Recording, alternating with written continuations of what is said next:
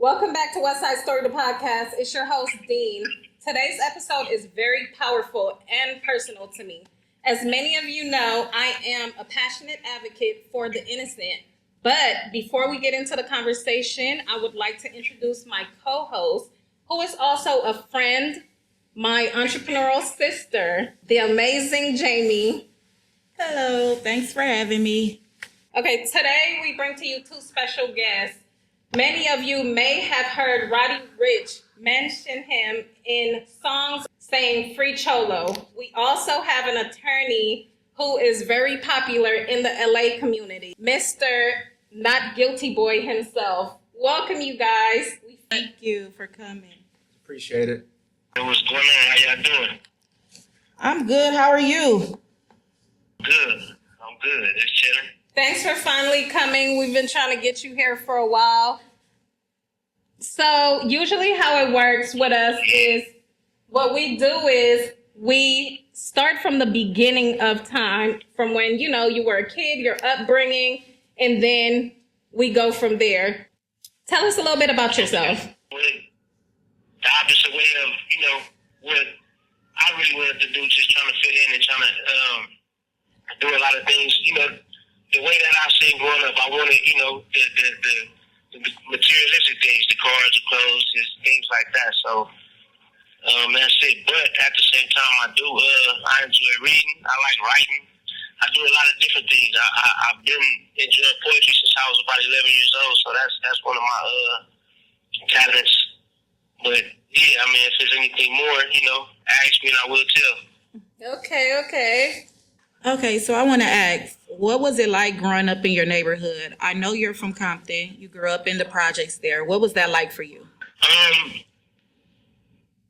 Honestly, I don't have no, it wasn't bad for me just based on, the biggest thing I got out of it was, survival. It taught me how to survive in, different climates, rather. So I got that, but it was cool because, everybody is close-knit. It's like, you grew up inside of a community. It's like you got everything within there. You got the friends, the family, you got, candy hours, you got the fun, you got playground, you got different things. So growing up, it was cool. I felt like it was normal. I felt like, this is what life was all about.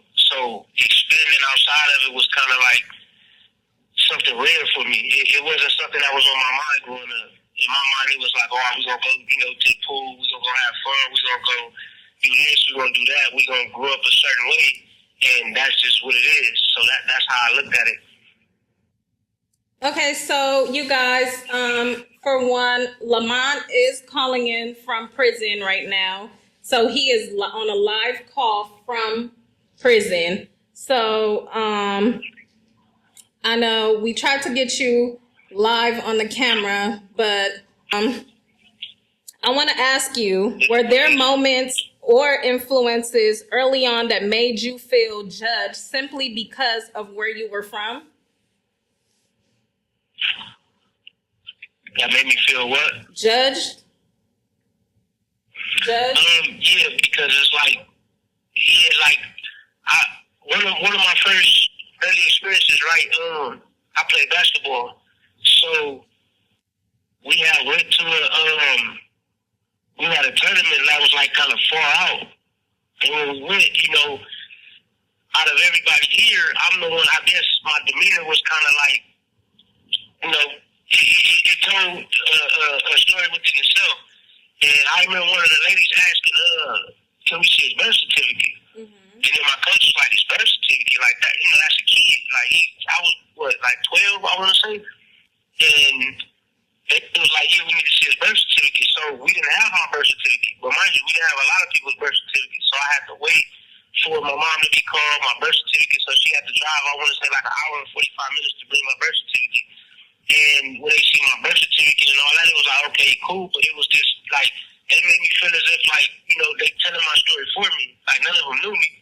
So I'm looking at it like, damn, my coach was kind of like, man, you got to wait to play until they bring your birth certificate. So I missed the first half of the game until they brought my birth certificate. And I'm like, damn, all this because of what? Because of, You have 60 seconds remaining.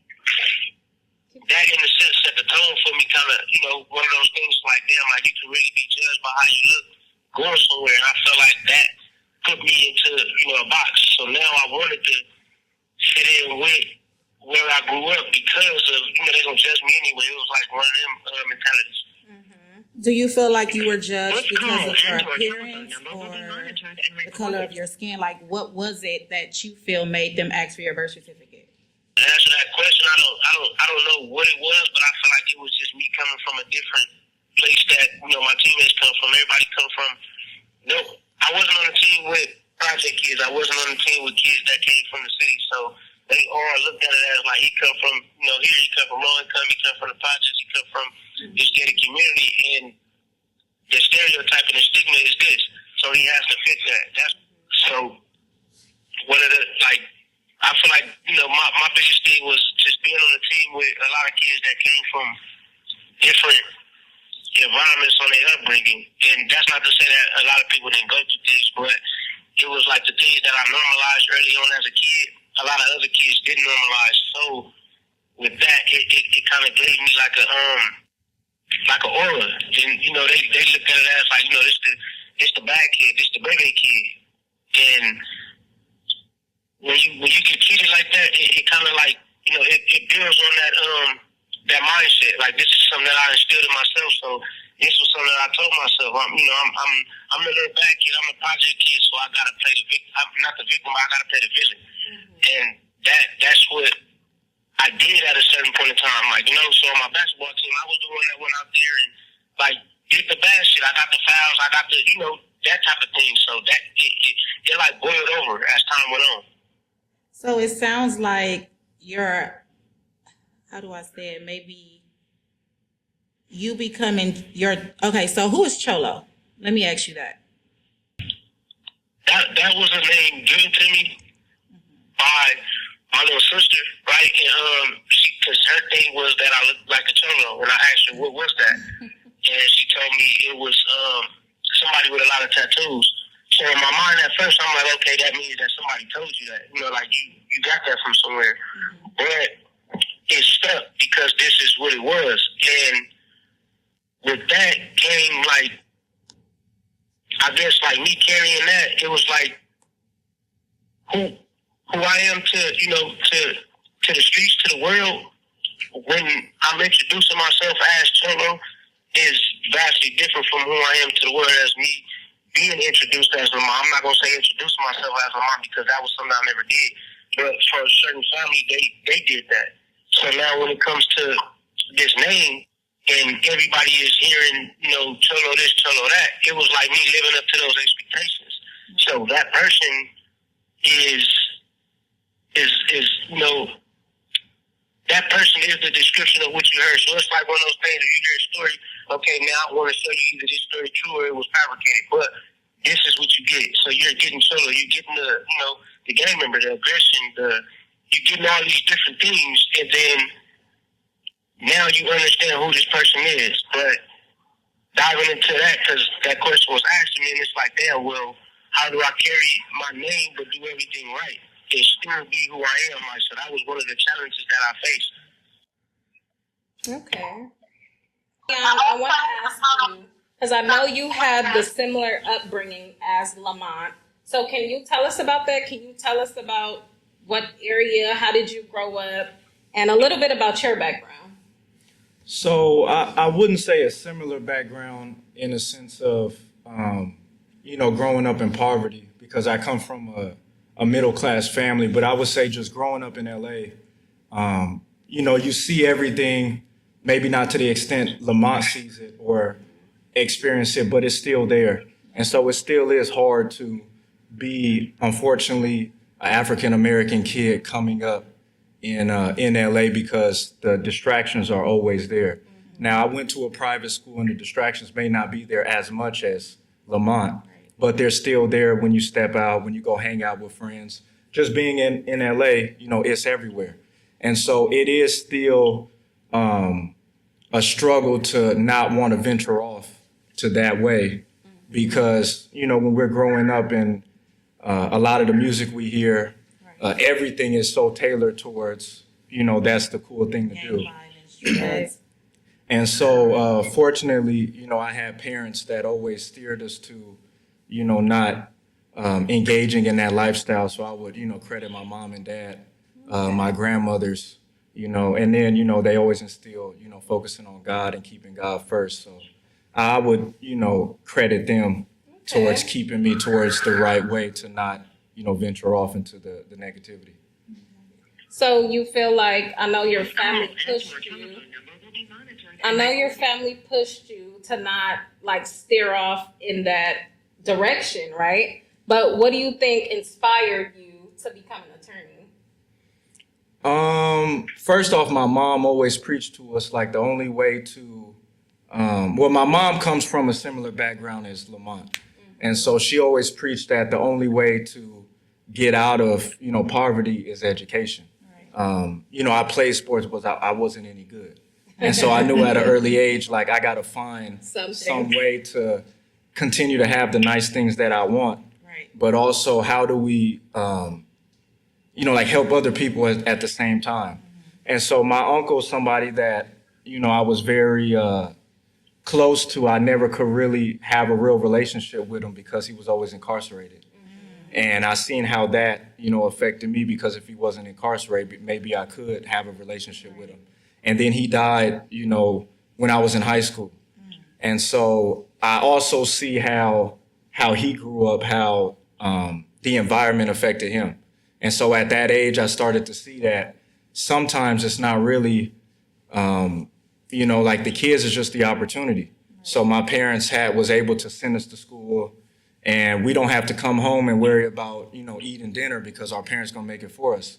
Lamont may have to come home and, he can't do the simple things of, maybe he can't get school clothes and all of that. And so when he's in school, he's not even focused on school because he's focused on the other things that are most important, which is, surviving. And so I think a lot of times, kids like myself, we don't have to worry about surviving. And so when we don't have to worry about surviving, we can focus on the important things. And then, we have parents in our life to focus us on the positivity. And so I think when all of those things add up, we have a better chance at, being productive and positive. And I think I was just, blessed and fortunate to have that situation. So what school did you go to growing up? So I went to Sarah. I went there for 4 years. And then I graduated from there. I went to Cal State LA for 5 years. Okay. And then I went to a law school in Florida, which is called Nova in Fort Lauderdale. And then I came back and passed the bar here. And then that's what I've been doing since. And so how long have you been an attorney? This is my 4th year. Oh, wow. That's great. Yeah. And your name is making headlines. Yeah, a lot of people don't know that, but yeah, 4 years. Okay. So how did the connection come about with you and Lamont? As everybody, everybody hears, through the music. So I've heard of Roddy. Well, I was a big fan of the first tape. So I've, followed his career through that. So when I hear his mentions in the music, I always Google everything I hear or try to ask, like, who is this person? Right. So when I read the case, I was very intrigued of, just the facts. And I don't want to get into the facts because it's still, an open case. But, I started to think like, this is not what everybody is saying without even, speaking to them. Just being an attorney, you question everything. Right. And you start to hear certain things and you putting it together and you like, that don't sound right. This don't, all of that. Right. And so, I began to follow the case myself. And then as I believe I started to become successful as an attorney, I think, my name got to him. And then a family member reached out. And then we just, been talking every day since and been working on, bringing them home. Wow. Well, Lamont, I want to ask you, like, let's take us back to the night you were in a car accident. You were presumed dead, right? At the scene? Yeah. And you were on life support? Mm-hmm. Go ahead. Well, I was gonna ask, what was that experience like? Can you take us back to that day? well, the only thing I can really speak on, because the only thing I remember is the after effect. So I just remember waking up and my mom was right there and it was a nurse. I don't remember the nurse's name, but I kind of a little bit remember her face. And she and I looked at my mom and I was asking my mom, like, what happened? And my mom had told me, like, you've been in a car accident and this and that, and, you're on life support. And I'm like, damn, life support. Like, she's giving me all the information. And she like, you're on life support, you was in a coma, and, this and that. So I'm like, all right, well, what's going on? And she kind of gave me, like, what it was that she knew, because she still didn't know what was going on. But at this time, I'm on parole, so in my mind, I'm like, okay, if there's anything going on, my parole officer will say it, or, in my mind, I'm preparing to go to jail, because for me to be in a car accident and, they saying that I was driving and this and that, and, so I'm looking at it as that aspect, like, okay, something ain't right. So when I had asked my mom, of course I don't do drugs or anything like that, but I was like, was there any drugs in my system or alcohol? And my mom was like, no. So I'm trying to put my pieces together within what she's telling me. So she's still telling me, well, she's only telling me the little bit that she know or whatever. So I'm like, okay, cool. And then moving forward, my mom went out there to go talk to the nurse and asked her, like, do my son have to talk to any type of, like, police or custody or whatever before he leaves? And they said no. But I'm telling my mom, like, that's a trick. That's something that they gonna say just so you won't have to worry about it.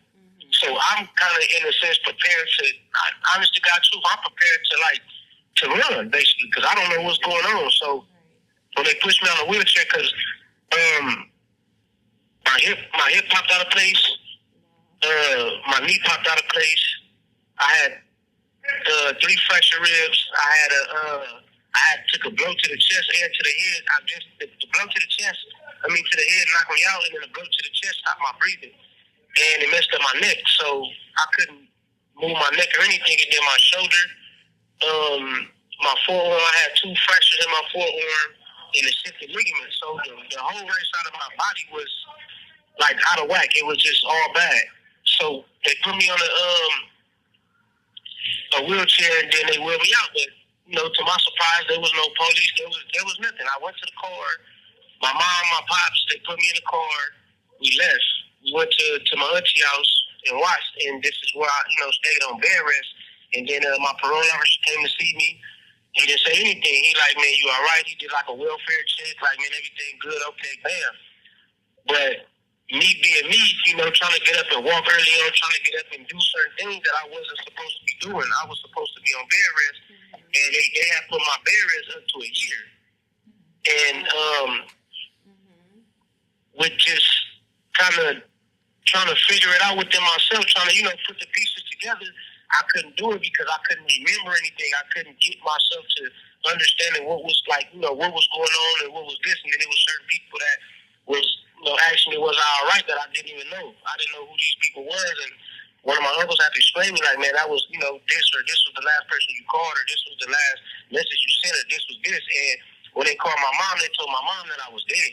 Wow. So my mom went to go retrieve my clothes out of the car accident, the clothes, the last thing that I wore, because of this call and your telephone number will be monitored and recorded. Monitored and recorded. Like, if my son dead, let's do this. And it was one of those things of, like, they had a John Doe in the hospital and somebody need to ID the body. And that's what it was. That's what caused, like, the alarm to where it's like, okay, we got to figure it out.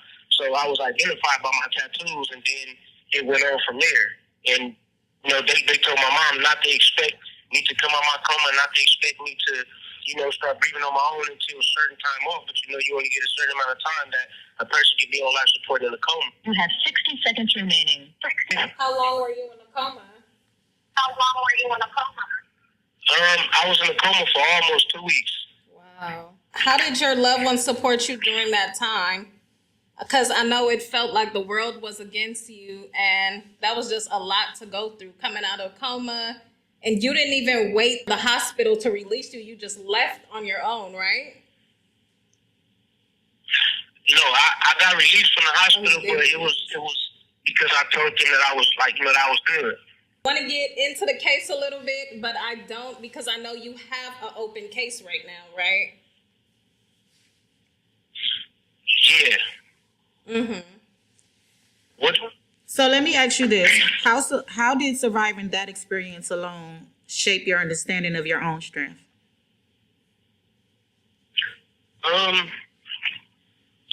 Man, that was one of them situations that you never think you'll be in, and then it happens, and then now it's like it's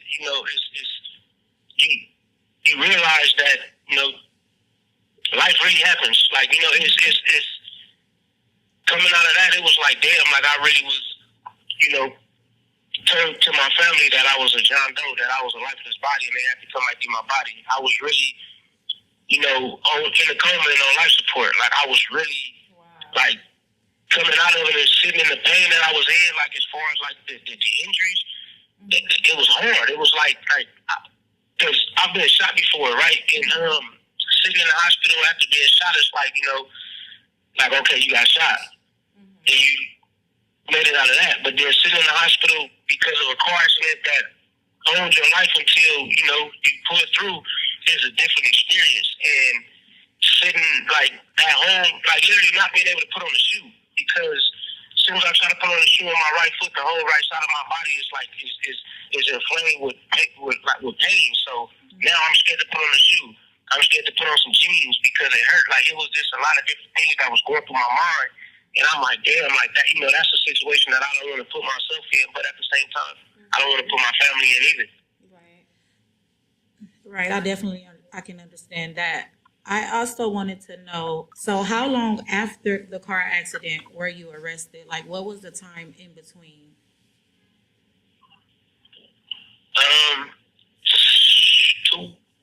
2 weeks. Wow. 2 weeks. A little over 2 weeks. So you wasn't even fully healed yet. Right.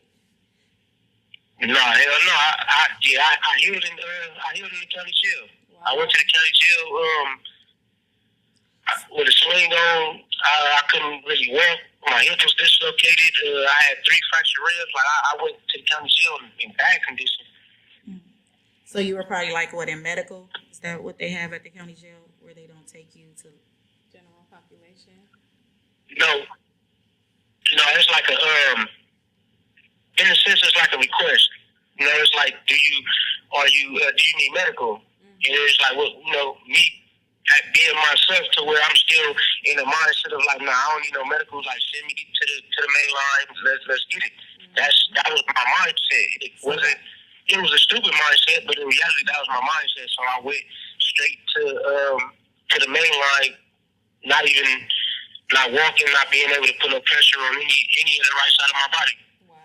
Right. So that goes with my next question, because I was going to ask, did the car accident mark, the beginning of a new chapter, but then you are incarcerated shortly after. So did you automatically like revert back to like your street mentality? Like, I'm in jail, I have to do, when people go to jail, they tend to fall back. It's like something like they have to do. Like, I have to be this way because I'm in here. Yeah, because when I went back to jail, it wasn't me going to jail for this case. It was me going to jail for a parole violation, which kind of confused me because my parole officer came to see me at home. So now that I'm being violated for parole, it makes sense. So I asked for the police report because he violated me for a police report. I asked for the police report on why I'm being violated, and the police report was stated that I was around a gun. So I'm like, okay, I don't know what's going on, but at the same time, it's a parole violation. I ain't tripping. Give me my 90 days. And the mindset, of course, quickly come back because now no matter what your injuries are, no matter what other people think of you or whatever, you're on the main line. So a lot comes with that. So it's like, okay, I'm walking in here and, certain people, you injured, you can't fight or you can't this. I don't need no excuses. So whatever it's going to be, let's get to it.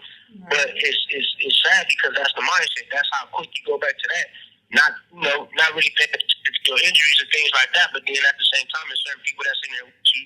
That's like, nah, we not doing that. Like, don't worry about it. He injured is good. I got it, or however it go. But yeah, I walked right back into the same mentality that I had. Wow. And how old were you at this time? I was 22. And how old are you now? 33. So you spent over 10 years in jail for a murder and 2 counts of attempted murder that you did not commit. Can you walk us through Yes.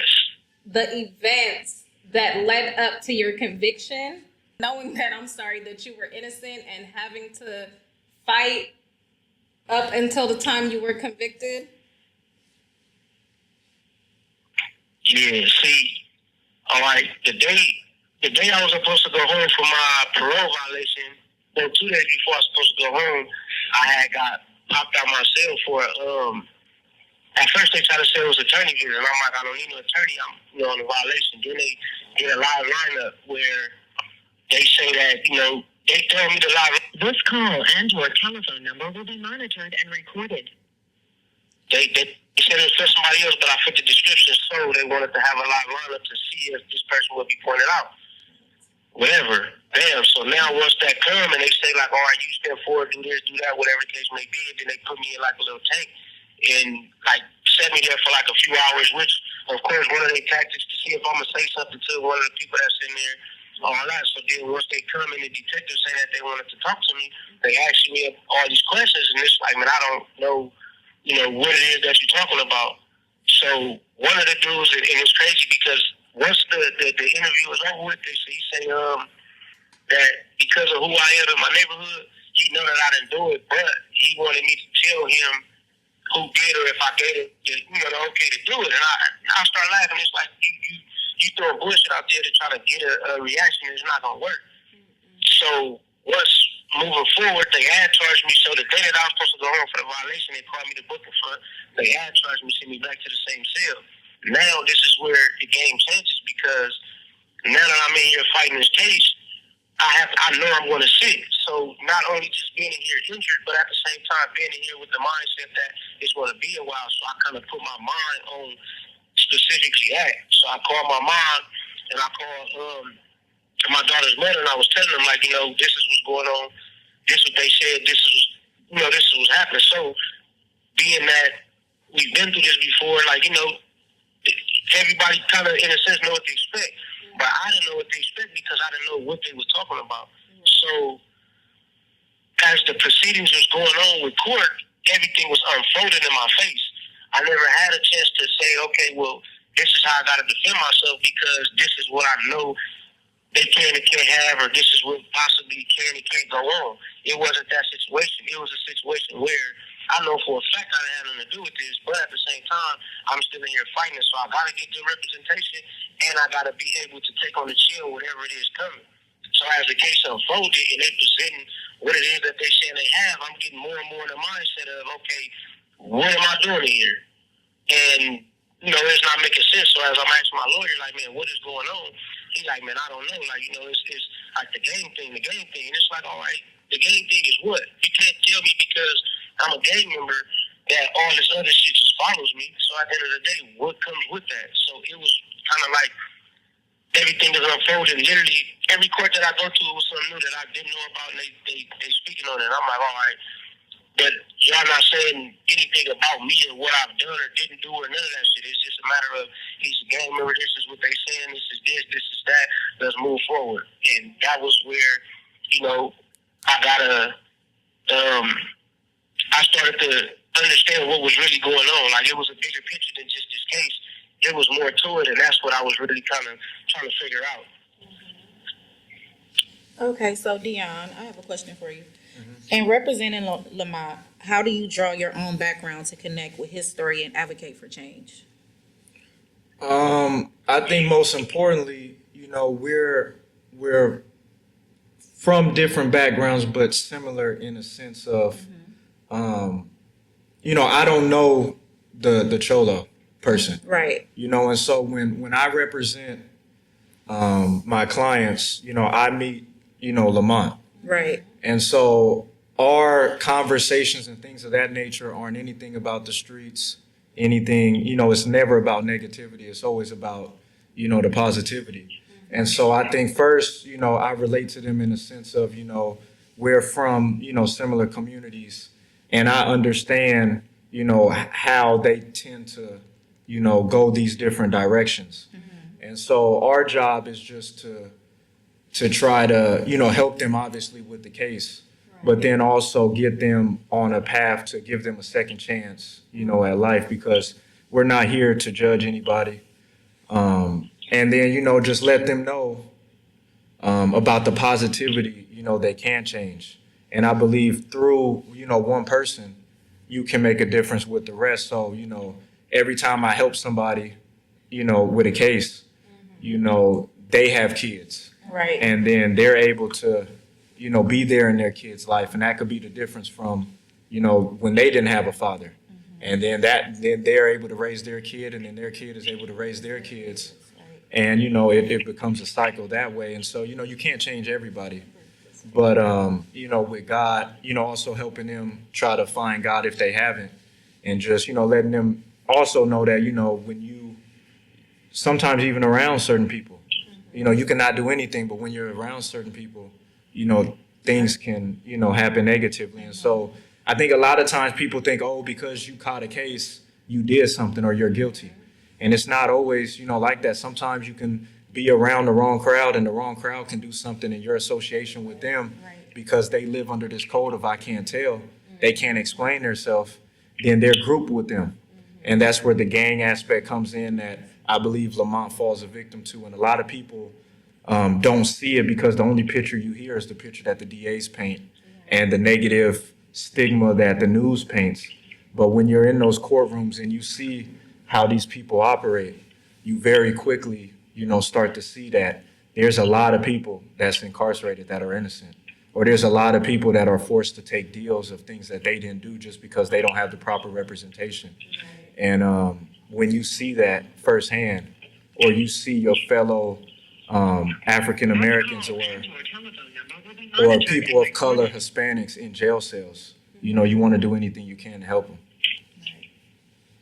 Okay, so Lamont, how did the stigma of your conviction impact you personally, as well as your relationships with your family and friends?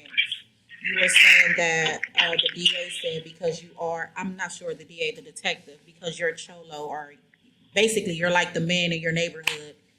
How did that? 60 seconds remaining. How did that affect you?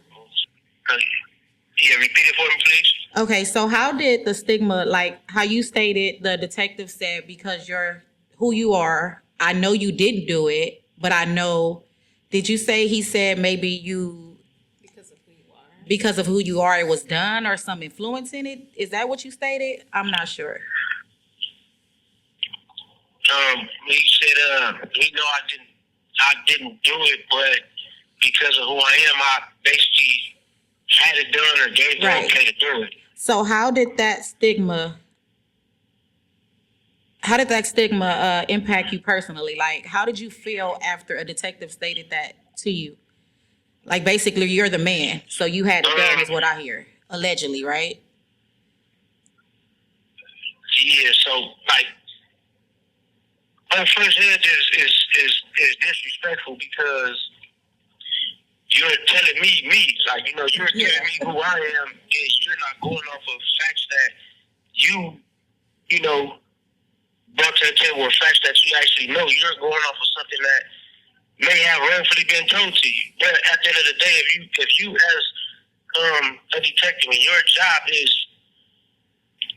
is justice. This is what you gave an oath to. For you to sit and tell me that you know that I didn't do it, but you could have gave the okay to do this, or had it done, or whatever the case may be. This is something that you throwing out there. This is not something that's going on this case. This is not something that's a fact. This is something that you throwing out there. So you already, in that instance, going against your whole oath to your job, to the law enforcement. And that's literally how I took it from the jump.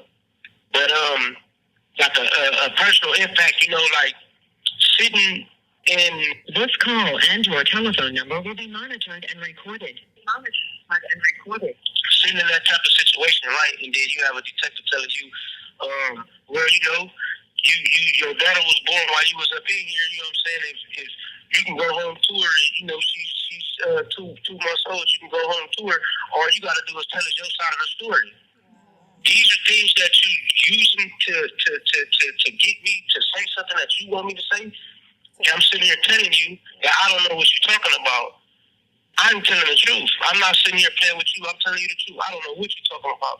But then you use a sensitive situation as me having a daughter while I'm already incarcerated and then telling me that she'll be 2 months old if I tell you what you want me to tell you. Basically, as I was saying, like, they to sit in my face and tell me that I have to tell you a certain thing for me to go home to my 2-month-old daughter is, it's a slap in the face. Because you're taking your job and putting it over my personal life. When in reality, you know that what y'all pressing up on me is false. But being that you may have heard my name before, or because me and my pop have the same name or whatever, this is what you're going off of. And I was like, that's one of the things that it breeds anger and it pissed me off. So now to know that I'm going to fight this case and have to fight this case, I'm angry already. Because now you're taking me away from my livelihood, from my personal life, for reasons that don't add up to what it is that you're trying to do. And that's where, everything comes into play. And I remember this older dude that I was going to court with, and he had told me, he was like, man, I've been to court with you a lot of times, and I see you fight everybody else between fighting your case. And that was one of my realizing moments where it's like, damn, he right. But by me being so angry, I didn't look at it like that. I'm like, man, I ain't trying to hear that shit. And that was like, the reality of it. So on a personal level of like the mindset that I had after dealing with like something like that and being told something like that, like it pissed me off and I was highly upset. I was angry. So now I'm taking out my anger on the county jail. I'm taking out my anger on everything that I'm, coming into contact with in there. So did you have a paid attorney before, or were you only dealing with a public defender? So in the beginning, I had a paid attorney that I was familiar with, and we went from there, and then the circumstances turned into, us not being able to further pay the attorney. So he didn't want to get off my case, but the judge kind of like, man, he only pays you for a preliminary hearing. That preliminary hearing is over with. Your job is done.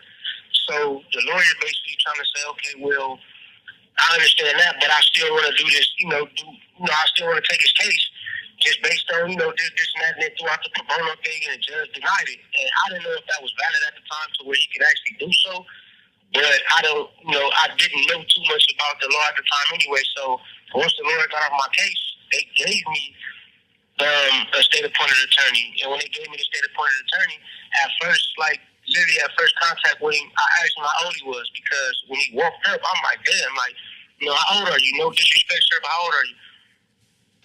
I'm 81 years old. You're 81 years old? He like, yeah. I'm like, okay. It's like, all right. And, so the motions of trying to get a lawyer was, at that time, for me and my family, it was scarred. It wasn't something that we was able to get. Yeah, I can imagine. With those type of charges, an attorney has to be very expensive. Yeah, for sure. What message do you hope to send to young people who's growing up in environments where they're automatically judged? I think first is just, you can be true to yourself, and you don't have to conform to what America says you have to be as an attorney. Growing up, even though I came from a middle class background, I never seen an attorney before. And so at one point, I feel like I couldn't be an attorney because I don't know what they look like. I remember going to college, and when we went to college, you would wear, basketball shorts, flip-flops, or sneakers and jogging pants. And when I had got accepted into law school, I'm like, I don't know if I can wear that. Can I even wear that? And then, you can. And so, I don't get judged in a lot of people believe I'm not an attorney or believe that I'm like a joke. Because they may see me with tattoos or the way I may dress. I don't fit the America's description of an attorney. And so, to a sense, I embrace it. I like it because my message is towards the kids that, you can have these things and still be professional, still be an attorney. You can still articulate yourself because these are, this is who we are at the end of the day. And I I like Allen Iverson's as a basketball player because he did it his way. At the end of the day, he showed up in jerseys and all of these things. And as far as just the way he presented himself, as far as like, at the end of the day, when he got on the court, he balled. Now, what he did on the outside of the court, I'm not speaking on that. I'm just talking about he changed the game as to what a basketball player looked like. And I think that's important for the kids because a lot of times the kids don't see attorneys. So it's like, man, I can't be an attorney. I can only be a rapper, or I can only be a football player or a gang member because that's what I see. And also, I think it's important That's what's being pushed too. We're not pushing lawyers and doctors for our children.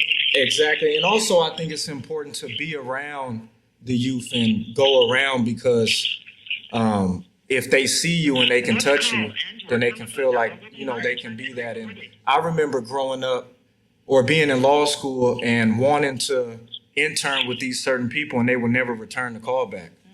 And so I feel like, man, like, how do you even get there if nobody will give you a chance? And so just like I was given a chance by the firm that I work with, Jovan Blacknell, I think it's important to give everybody else a chance and also help out because when you do, you never know just that one chance you can give to somebody. Exactly. They can come work for you for just a couple of weeks and be like, man, like I want to be like him or I want to do that or this is what's really going on. And then, collaborating with Lamont, I can't speak to the things Lamont can speak to as far as, the streets because I never spent a day in the streets. But what I can do is to show the kids that, if you focus and do certain things, you can end up in this route. And I think Lamont can show the route where if you focus on these things and go the opposite way, this is where you can end up. And I think I can speak to that crowd, he can speak to that crowd, and when we put that together, we can speak to everybody. Yes, for sure. And I think that's the message that we're trying to, push, not anything else, but just to help the youth because that's where it's at. That's how we make a change. It is. Okay. So what about you, Lamont? It corresponds with that, right? My thing is like even now, to this day, I have conversations with my younger homies, and I feel like the thing that like my biggest purpose is being the person that I needed when I was growing up. And to do that, I have to not only be honest with them, but I have to first be honest with myself. So now that I done walked into this situation that I'm in now that I done walked, through these experiences, and no matter how I took them, that's not the big picture. The big picture is making sure that they don't have to go through these similar things because there's not too many people out there telling the truth. You can easily hear a story about, this happened in prison, this happened in the county, this happened on the yard, this would, went on. But nobody is saying the deeper side of it. Nobody is talking about the mental attacks. Nobody is talking about really sitting with yourself in isolation to be able to understand who you are as a person. How much harm you cause not only yourself, but your community or the people that are living in your community and your family. Nobody's really talking about that. So for me, it's like, okay, look at it this way. You grow up one way, you learn certain things, you take on these certain things, you imitate what you was influenced by and all these different things, and then you live this lifestyle. And there's somebody that's going to tell you, do that, go over here, go trip on them, go do this, but that person might not be doing that. They just sitting in the backfield. But when you get in here, and now that you got to deal with all those things, this is where you start to really analyze and understand. This is where your level of understanding change figures. Like people say, this situation make or break you. That's a true thing. This situation will either make you or it's going to break you. And by make you, I mean that it's going to cause you to evolve outside of yourself. And that's where a lot of people struggle at because they don't know what that looks like. So just like how Deion said that, he never seen a lawyer that looked like him. A lot of us growing up never see a lawyer, period, that The only time you see a lawyer is when you're in a situation. Other than that, you don't see that. A lot of us never seen people even go to college, let alone graduate. A lot of people, just sitting in a situation where you got so many dudes that did not graduate because they stopped going to school and it was full-fledged gangbanging, but they could tell you how many homies they got, how many people got put on at this time, this and that. They can tell you what happened on another yard in prison, but they can't tell you something that's inside of a book. And I feel like that's our biggest downfall. So if I can teach just one of my young homies something, and there's 5 of them that look up to him, then that's me doing my job. So them 5 people can teach whoever look up to them something, and now you create a whole ripple effect of a different learned behavior that can actually force a person or help a person grow and understand them and actually be men and be women. Because, even with like the young homegirls, it's like, I gotta be a certain way because the older homegirls like that. No, you don't. You don't gotta do that. You don't gotta be like this. You can allow people to be them without looking at it. You have 60 seconds remaining. Because they're not being who you want them to be, that they less than and they weak. And that was something that was instilled on me. You gotta be over aggressive, you gotta fight everybody, you gotta trip every time, you gotta be overly just all that, and the violence is the first and only answer. It's not like that. So at the end of the day, if I can teach something different and give something different to the youth, then we will have a different type of youth. And I feel like that's what, I have to walk into that purpose. And I feel like that's what I have to give. I have to get at. I will be a fraud to say the things that I'm saying and not give that. I think that starts with teaching the children to be secure within themselves, because when they're insecurity and they lack identity, that's where they end up going towards the left. Yeah, because you can live in it and not be a part of it. It's easier to become a part of it because you live in it. However, if we teach people to be content with who they are, they'll probably make different decisions as well. To stand in their own identity, that will that will help us with a lot of these children choosing gangs, and just showing them that, we can be your brother. You don't have to be a part of anything that's negative. There's positive gangs here too. They have, you can go to college and become a part of a fraternity or something like that. To me, that's a gang. It has the same benefits. It's just in a more positive way. Yeah, I agree with that, right? And that's one of the things that I always say, because the mentality is the mentality, and a lot of people put it in different spaces. Right. And when you put it into a different space, you get a different understanding. So it's like, okay, because you're this type of gang member and I don't understand that, or I've never been that, then something is wrong with you. But on this end, I'm being this type of gang member, and I put it in a different stance. So let's look at, you look at politics, whatever. It's always two sides to something that may not get along, and whatever reason they don't get along, and however they go about not getting along. But at the end of the day, it's still those mentalities still lie in a lot of things that goes on in the world today. Mm-hmm. Yeah, I agree. So you said that the system can the streets can either make or break you. The system can make or break you. We've heard how both have broken you. Who is Lamont today?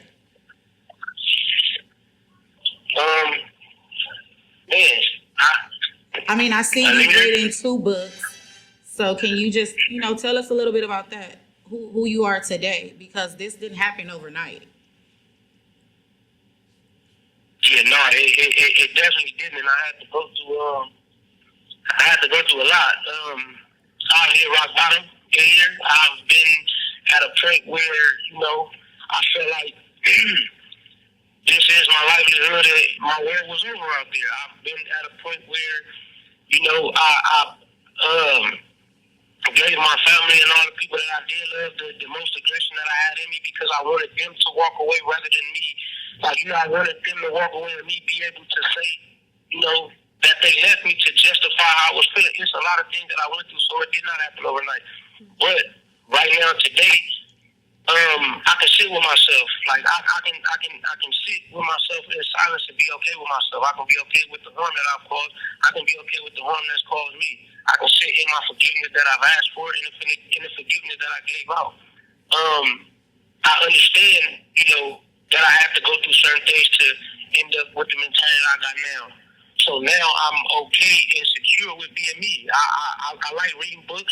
I like, watching action movies. I like watching comedies. I like doing things that, I never wanted to put out there that I like doing. I like writing poems about grass and how the world is. I love those type of things that I would have never said before. I love nature, things like that. But at the same time, I'm a leader. So when I do call into my community, I don't call in with the mindset of what happened in the hood, who did this, who did that. No, not at all. What y'all doing? How y'all kids feeling? Y'all all right? Do the parents didn't think y'all straight? What you do today?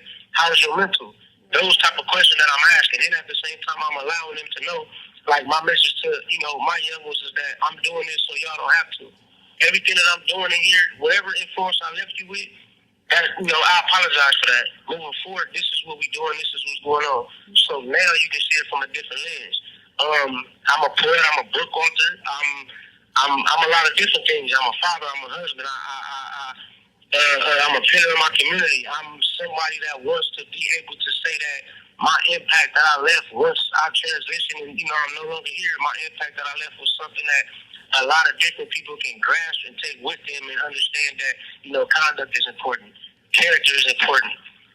The way you respect yourself and others is important. The way you love yourself and others is important. Like these things that I had to learn the hard way, and I went through every single emotion that there is to go through to learn that. I went through every single experience that this brings on to have to learn that. Aside from being on the ass end of me getting my ass whooped to learn a lesson, like I didn't have to go through those things, but at the same time, it's a lot of things that I have to learn, and it's a lot of times that I had to really sit with myself and understand that it's something deeper in the situation than what I originally thought.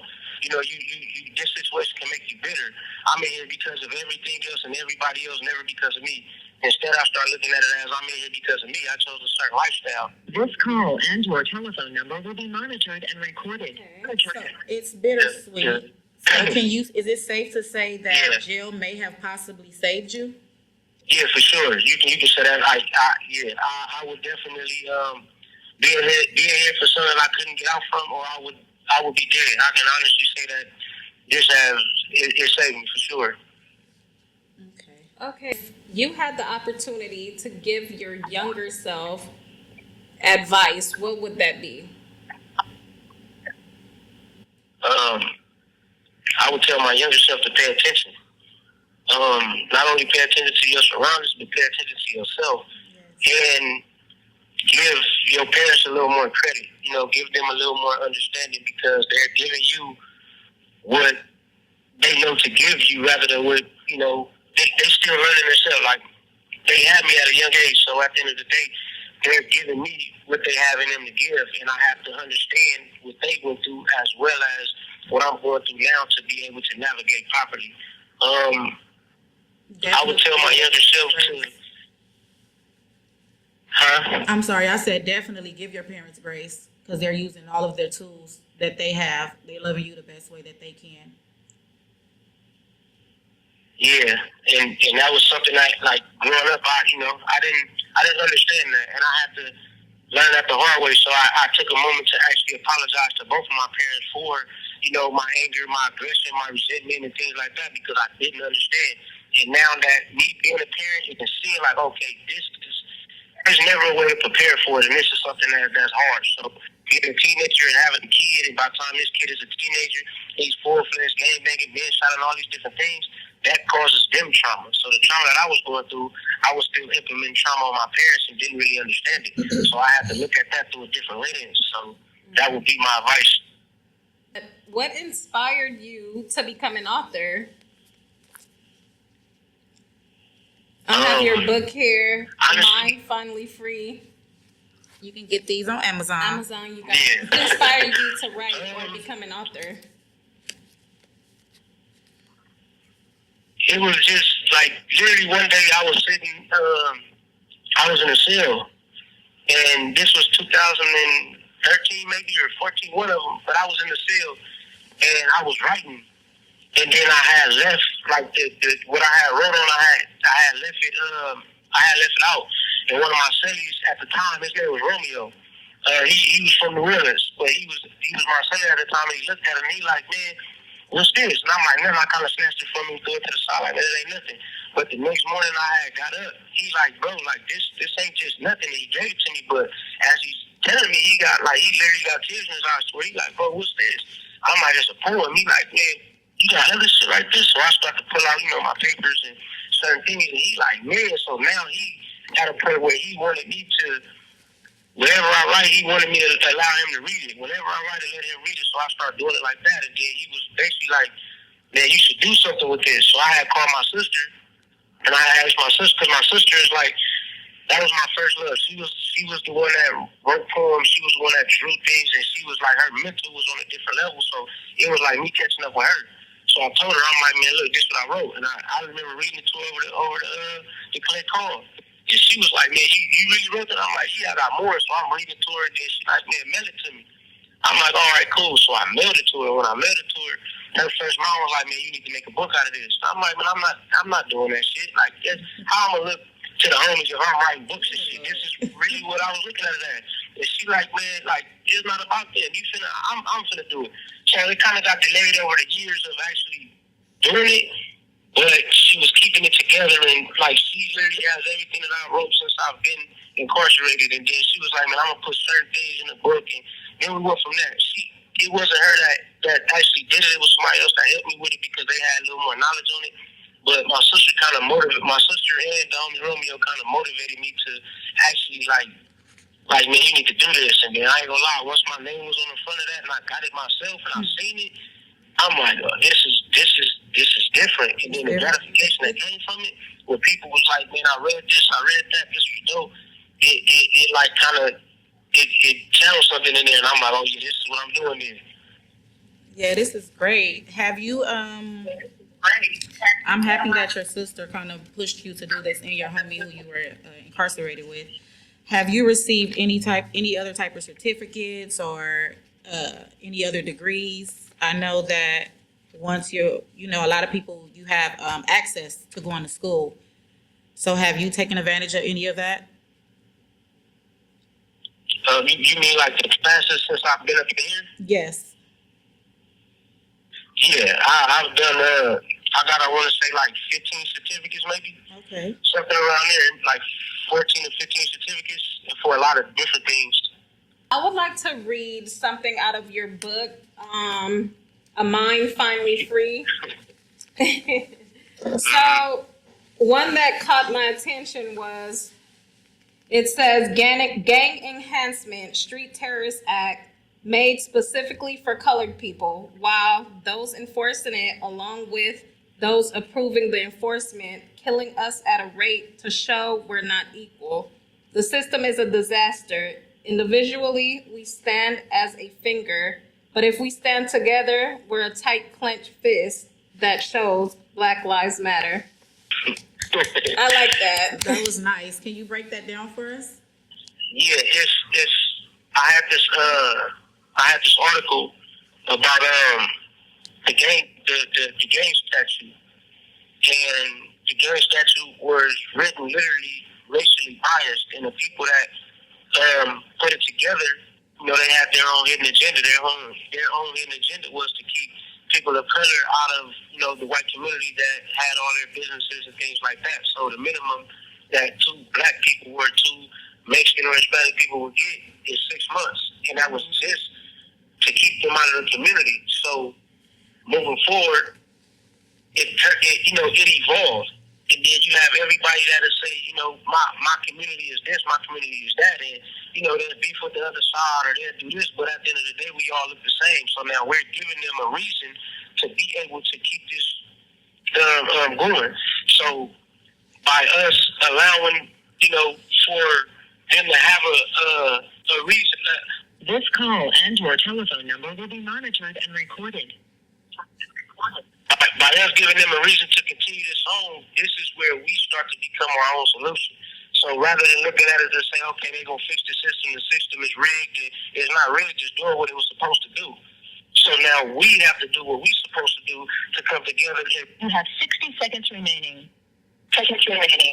That was like the message within that phrase. Okay. So I guess I want to ask you a question, Deion. where did Not Guilty Boys come from? Who is Not Guilty Boys? Is it a law firm, or what is it? Is it one person? Is it a few people? It's just something me and my colleague came up with, Okay. Kellum. So, behind a lot of the success that we get, it's a lot of work that nobody ever sees that goes into it. Right. Countless sleepless hours, countless sleepless days. A lot of work goes into these cases that people, really don't get to see. Okay. So when I came to Jovan's law office, Kellum was there. And Kellum is a couple of years older than me. And so that was like, Jovan was my mentor, but Kellum was my mentor as well. Okay. And so I would pick things from both of them and then incorporate it with myself, with my unique ways, and then just, put it together like that. So, a lot of times I would get cases and I would study their work as well. And so every day when Kellum would come to the office, we would sit down and just talk about the cases and, life as well. And one day we just threw it out there, Not Guilty Boys. And so one of my favorite artists is Nipsey, and one of the things he would always preach is your brand. Right. Like, how do you separate yourself from everybody else? And so all it is just, just having fun with being a lawyer. Okay. So, I love sports, so I give somebody a jersey. Yeah. Or I do recreate something off of a movie or something. And it's just having fun with Instagram. Okay. So I would say it's myself, Kellum Davis, and then Jovan Blacknell. Okay. Jovan is like a lot more, behind the scenes to it. Okay. But that's the person that we all inspire myself and Kellum to do, to focus our work. Like, I think he set the bar for us, and we just inspire to make sure that our work, stands with his name. I think a lot of people throw Johnny Cochran out there, but I think Jovan is like our Johnny Cochran. Got it. I think that's what we inspire to be and To live be up like. to. Okay. So he's like the modern day. Yeah, I mean, for us, I Yeah. think that, Johnny Cochran is who everybody talks about, Right. but I remember when I first met Jovan, the hope that he gave everybody. When Okay. people would walk around and say, man, I got Jovan, like, I'm going to win. Yeah. Is what we inspire to be like. And, at the end of the day, we just want to be able to put our jersey next to his, because he's his old man, and we don't want to be him, Right. but we just want to be in that same Excellent. conversation. Okay. And I think, that's what we aspire to be. And so, he gave us the opportunity to work. Okay. And most importantly, I think we just want to carry his message because a lot of people, This is Global Telling. You have a prepaid call from King, Cholo. an incarcerated I think in the individual. black The community, Kellum Patriots- more than any other community, we're very selfish. We don't want to put people on. We don't want nobody to It's a be, lot of gatekeeping. yeah. And Scared of you getting ahead and don't want you to be better than me, but be better. So is this the clothing line, the jacket that you're wearing? Global Telling. yeah, this is just something I just came up with just for an Instagram post. I would just post my wins for the year and just throw it on the jacket and just I think you should move forward with that. and just play around with it. But yeah, like most importantly, just helping everybody out. Like he gave us a chance when he didn't have to. Right. At the time when so my dad had met someone that knew Jovan and gave me the opportunity. Got it. So at the time, I had never been in a criminal courtroom before, never wrote any motions, and Jovan gave me a chance.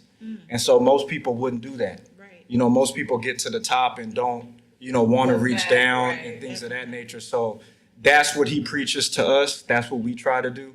And I think that's just what we want to carry along is just bringing as many, and not just minorities, like whoever wants a chance. Right. Obviously you got to earn it, Yeah. but we'll reach out our hand and give you the opportunity, and then the rest is on you to what you want to do with it. But to me, that's the true definition of success.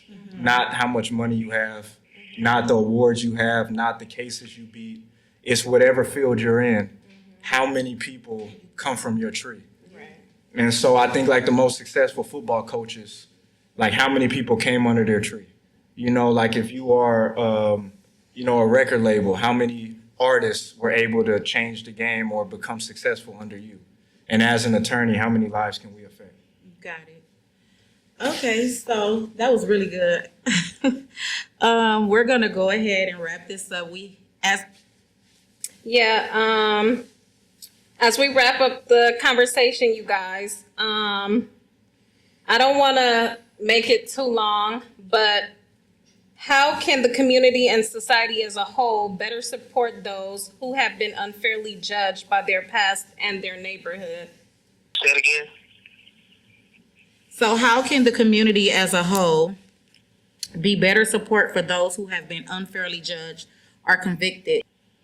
I feel like the first thing is speaking up, because word of mouth is important. You know, like a lot of times in these systems, in these court procedures and things like that, they look at, you know, your support. And even when you come to, you know, prison, and then you reaching out as far as to, you know, to come home, whether it's through anything, you sentencing or whatever, the question is always, if you got anybody that supports you, you know, have them write a letter, have them reach out, things like that. So I feel that the biggest thing that, you know, communities and society can give behind those that are done wrong in these situations is support and word of mouth, you know, speak up. Okay, and what about you, Deion? I would say just in general, you know, like, as I said before, an African American, you know, community is so, like, everything is so negative. Right. Everybody hates on each other. Everybody has something negative to say. And I think first, most importantly, is just support everybody for who they are. Right. You know, if you have kids from the neighborhood that play football or play sports or are doing something, support them in that way. Show up the village. Exactly. And so whatever the kid is, just embrace them for who they are. Mm-hmm. Support them for that. And don't be so quick to say something negative about what they're doing. Right. You know, if they're, you know, like anything that, you know, we have things that we feel like you're supposed to do in the society. Mm-hmm. And so like Lamont says, he was never comfortable being a poet or watching certain things, like to come out and say, that's what I do. And so when he's not supportive in that, maybe that's what he really could have been. But when you support him to do negativity and be a gang member, right, then that's how we stop it from even getting to incarceration. You know, the most negative feedback I get is from the people that I'm out here trying to help. Of course, it's always going to be that way. And it should never be like that. And so, you know, I don't focus on it, but I sit back and think like, man, what if I would feed into that negativity? Then I can't be the best attorney.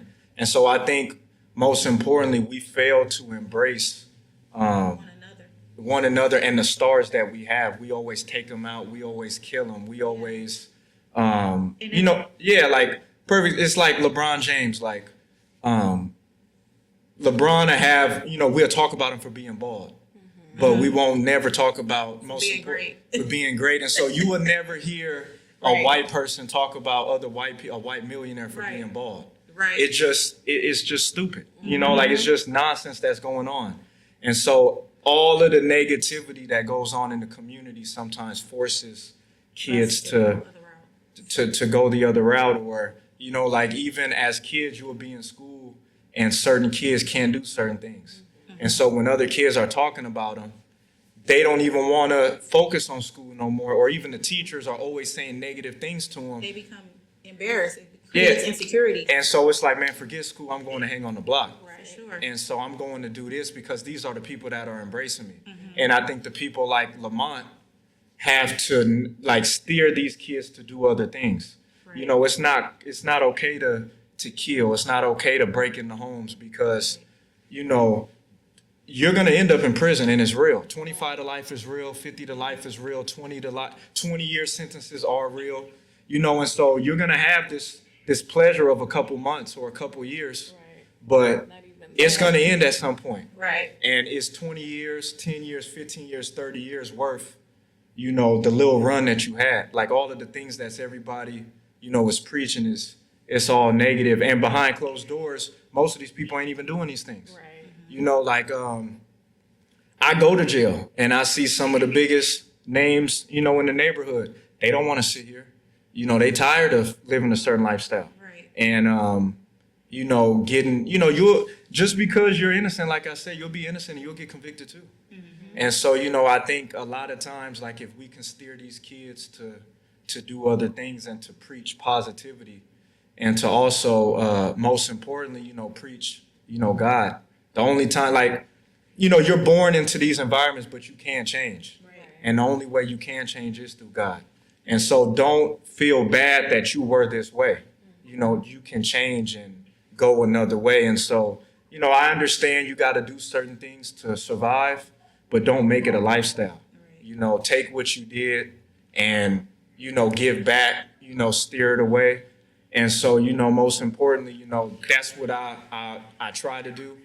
That's what I try to, that's what Not Guilty Boys, I think, really is about, is giving people a second chance, and not having any other motive for doing it but to change. And so, even like with these interviews, I've gotten a lot of requests to do them. I don't do them, but the message behind it, which is Lamont, is the purpose of doing it. And so, if a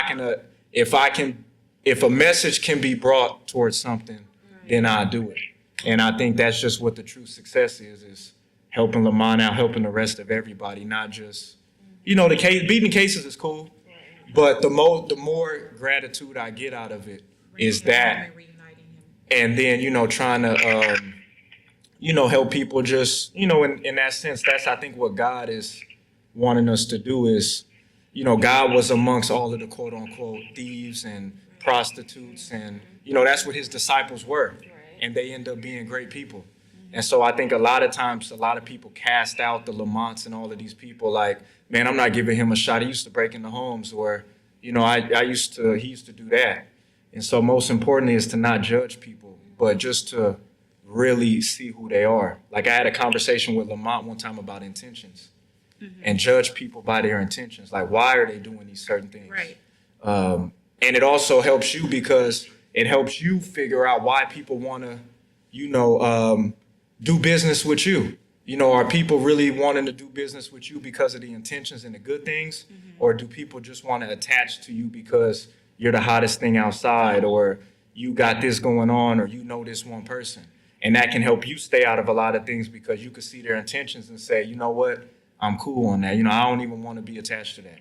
Because you're not trying to further what I got going on. Right. And I think with myself and Lamont, the intentions are there. He is who he is and he knows these certain people, but that's not what I'm in it for. Because to be honest with you, I don't even care about that, any of that. It's about how we can save the youth, how we can lead people towards this way, and how we can make sure that they don't. Lamont you shouldn't have to go to prison and get life to change. Exactly. Sometimes it's never too late, but certain things can be avoided. Yes. And so I think with myself and Lamont, we can steer you towards that.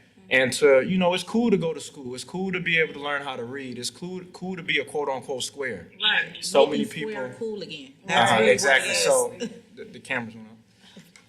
That's really what it is. Making square. So many people, in the community want to, talk about that stuff and knock that. And, it's just, it's cool because that's how you're going to be able to enjoy life and, be there for your kids, because it's so much more to life than this lifestyle that they're living, And so most importantly, just,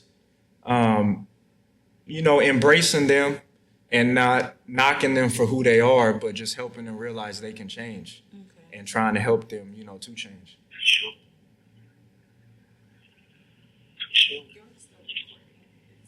This call and your telephone number will be monitored and recorded. So yeah, that's the whole purpose behind it, and then just having fun with it at the end of the day, like I say, Yeah, because it has to be fun going home with a W. Exactly. So because look, you walked in with tattoos, right? And they thought you weren't gonna win. Yeah, and so many people don't have fun. They're so serious doing certain things, and I just want it to be be fun. A lot of stuff that I don't want to sit there and all our visits are sad. No. We can talk about the case, but let's talk about other things too, and just have fun. Like, we gonna win. When you put your faith in God, you gonna win and you gonna prevail. So just let's let God do what He does, and then we'll just do the little part that we do, because all of it is Him. and then we'll win at the end. Lamont, can I ask you, since Deion has been your attorney, how have you been feeling like in the inside? Because I'm sure at one point it was like you stated earlier, like this is my life. Has Deion come in and made your heart feel a little lighter? Maybe a whole lot lighter. Yeah, for sure. Because like one of the first conversations that we had was like you said, intentions. Because I had a lot of lawyers tell me certain things and react a certain way, and because of what comes with representing, and that was a problem for me. So certain money was thrown out, things like that. But then once he came along and we had our conversation and it was wrapped around intentions, and then I'm like, damn, okay, this is different. Like the feeling of it is different. The gut feeling to where you get that, that gut feeling to where something about this feels all the way, right. The exact opposite of how everything else felt. That was the feeling I had, and I explained between two. I kind of, I had to, of course, let me know where I was coming from, and then a conversation ensued. And once that conversation ensued, and we asked each other the proper questions, and then we got the answer that we got. It was something to where it's like, okay, man, now I can sit back and actually breathe and be patient, Right. because when you're dealing with representation that's not. Their intentions is not right now. You worried about every single thing because you don't know if they're telling the truth about this. You don't know if they're really paying attention to your case. You don't know what they're doing. So now it's like it's one of them uneasy feelings. So it's like, damn, I gotta ask questions. I gotta reached out to me and said this. With Deion, it's different. It's like, man, what's up? How you doing today? All right, what's going on with this? Oh, well, this now. All right, cool. And I can sit back and wait on him to reach out to me without having those feelings. And that was something I had to express to my family because we went through, many lawyers. We went through the lawyers that just wanted money because of my family ties. We went through lawyers that just wanted, this type of, this type of advantage or these incentives because of attachments and things like that, and they want to be around and do this. And it's like, God damn. Now I'm sitting in a situation where, I'm all the way comfortable with the representation that I have, and I can sit back and be patient. So it's like You have 60 seconds remaining. I ask a question and he answers the question, I'm okay with that. I can sit back like, okay, it's good. I'm internally, I'm at peace right now. Honestly, that's my honest answer. That's great. I'm happy to hear that. So we're gonna go ahead and wrap it up. We want to thank you for calling in today and giving us your time. Thank you guys for tuning in to the West Side Story. Thank you, NGBS, Deion. We I'm appreciate such a it. fan. Thank you for giving us the opportunity. But yeah, we're gonna go ahead and From the west side, no lie, I'ma keep it going 'cause this ain't no stop. I'ma keep it rolling till the wheels fall off. Bitch, I think I'm too pie. Thug life, bitch, I lit her. The thug life, bitch, I lit her. The thug life, I do it for my girls with the long weaves. Dark skin baddies like Kisha off belly. My light skins with the curly. If that nigga gon' guarantee he was gon' leave. I don't trip, I just do me. Created my own lane, so follow me. Don't copy my swag and just hate on me. I'm straight up off the west side, where the killers ride. And you ain't gotta like it, I'm for real, I'm good on this side. I got the sauce, I got the plan, I got the time. It's just not the right time. I'm off the chain, bitches know my name. I'm a bitch with an attitude, and this bitch with an attitude. From the west side, no lie, I'ma keep it going 'cause this thing don't stop. I'ma keep it rolling till the wheels fall off. Bitch, I think I'm too pie. Thug life, bitch, I lit her.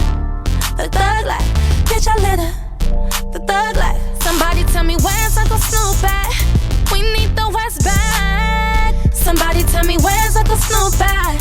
We need the West back. I'm a bitch with an attitude. Bitches got attitudes on attitudes. Bitches with attitude. I'm a bitch with an attitude. From the west side, no lie, I'ma keep it going 'cause this thing don't stop. I'ma keep it rolling till the wheels fall off. I'm from the west side. West side, west side.